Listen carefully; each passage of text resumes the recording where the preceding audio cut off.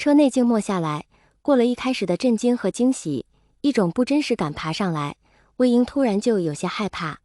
前2日自己还在为爱借酒消愁，今日自己却迎娶了高富帅。1个小时前自己还以为去了 B 市后就和学长再难见面，1个小时后那个人却说和他两情相悦。魏婴突然有些怀疑，犹犹豫豫开口问道：学长，你不会是想要帮我，让我去兰氏工作，这才谎称也喜欢我的吧？蓝湛淡淡开口，倒是挺巧，我也在想你是不是不想来兰氏工作，所以在谎称想睡我。魏婴震惊，连忙否认，不是，学长我发誓，我对你的喜欢天地可见。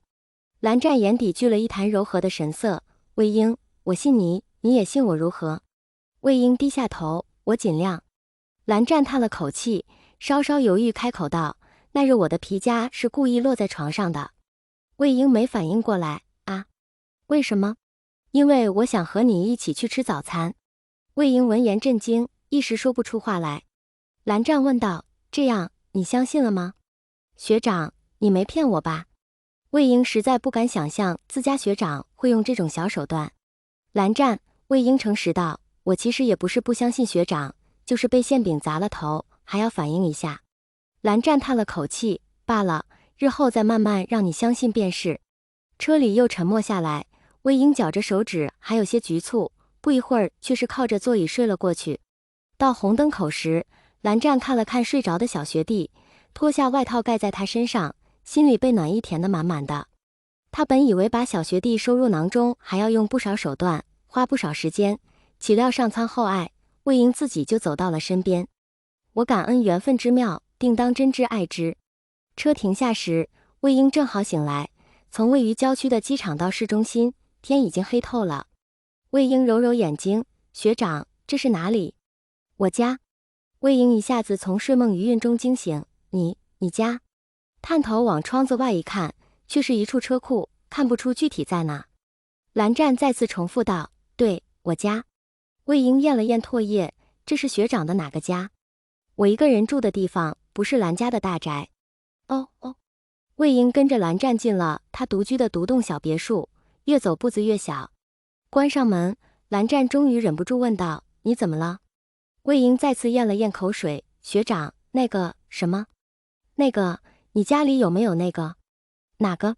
就是那个2个人睡觉时用的东西。蓝湛稍稍静默，便听魏婴又继续道，我是说过要睡了学长，但其实也不用这么急的。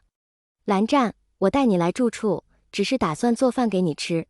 魏婴搞错了自家学长带他回家的用意，一时间感到十分尴尬。第一次来学长家，自己对做饭又一窍不通，是以魏婴选择做一条小尾巴，颠颠跟在蓝湛后面。蓝湛开冰箱拿菜，魏婴跟在后面。蓝湛看了看他，便把要用的菜都给他抱着，是以魏婴又抱着一个卷心菜、1颗大白菜、2根茄子、3个鸡蛋、1块五花肉，跟着蓝湛去了厨房。自家学长接了水准备洗菜，魏婴觉得这是自己唯一力所能及的事，立刻自告奋勇，学长，我来洗。蓝湛淡淡看了他一眼，洗菜不用放辣椒。魏婴尴尬，以前他在宿舍里偷偷藏了口便捷锅开小灶，为了让八风不动的蓝湛破功，便在煮粥煮面时拼命往里面放辣椒油，没想到蓝湛一口不剩的吃完，最后只是嘴唇红得过分，嗓子有些沙哑。不过现在看来，学长确实产生了心理阴影，是以此时的魏婴只能为自己的黑历史负责，难道不好意思的挠挠头，我知道的。今日份的魏婴为了显示自己很难干，洗菜时像是要给蔬菜褪一层皮，幸而蓝湛并不会嘲笑他的小男朋友。魏婴每洗出来一样菜，蓝湛就切一样菜，再分盘装好，一时间气氛倒是无比温馨。菜洗完了，魏婴又恢复小跟班的职能，站在一边看着自家学长。蓝湛把菜装好，就往厨房外走，只不过这次不是去冰箱，而是上了楼。到了一间房间门口，蓝湛突然站住，回身看向魏婴，魏婴跟在身后，猝不及防就撞了上去。蓝湛搂住他，稍稍蹙眉，怎么还像大意时一样？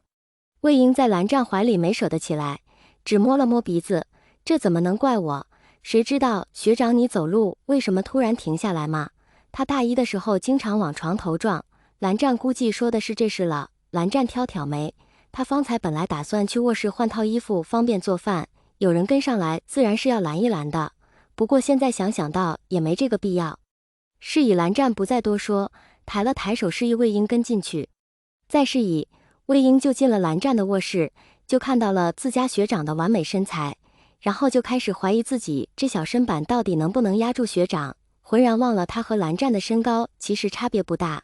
要说同寝室1年，魏婴也并非没见过自家学长脱下衣服的样子，只是宿舍有独立卫浴，自家学长睡觉不踢被子，平日里衣着端正，故而见得次数少了些罢了。再加上隔了2年多，这才让魏婴忘了自家学长穿上衣服是翩翩公子，脱了衣服却能让万千少女和个别少男鼻血直流。魏婴仔细想了一下睡学长和被学长睡的区别，最后觉得其实也都可以。蓝湛在魏婴面前换了一套家居的休闲服后，这才看向魏婴：“你要换一套衣服吗？你穿我的衣服虽大了些，倒也还可以穿。”魏婴刚刚想象了被学长睡的可行性，现在觉得穿着袖子和裤腿太长的家居服或许会让自己像一个失足少男，于是魏婴最后拒绝了。既然不换衣服，蓝湛也就拒绝让他再进厨房，以免他的衣服沾了油烟味。魏婴便百无聊赖地坐在餐桌前，抬着小叉子插着空盘子。如今蓝湛不在面前，魏婴又有空开始想正事了。首先，明日要跟着蓝湛去蓝氏上班；其次，按照自己养父江丰棉的安排，自己下个学期就该去江氏实习了；再次，自己的身份是江家的养子；最后，江蓝两家的业务有交集。综上所述，如果明日自己隐瞒身份去蓝氏上班的话，那么自己有一天就会被当成商业间谍。是以，自己只有一条出路，和蓝湛实话实说。魏婴重重一插盘子，自己他爷爷的是有多蠢，才会在一开始答应蓝湛去蓝氏上班。此时，蓝湛刚好端着菜出来，看到魏婴的动作，不禁问道：“这盘子可做错了什么？”饭桌上，魏婴深深佩服于蓝湛的手艺。天哪，蓝学长，你什么时候练就这么好的厨艺的？蓝湛挑挑眉，当日你煮的粥和面条着实辣了些，我毕业后就试了试，想看看做饭是否真的很难。魏婴心虚地摸摸鼻子，所以做饭难吗？蓝湛犹豫了一下，谦虚道：“还可以。”接下来，魏婴一面狼吞虎咽，一面思索着怎样和蓝湛实话实说。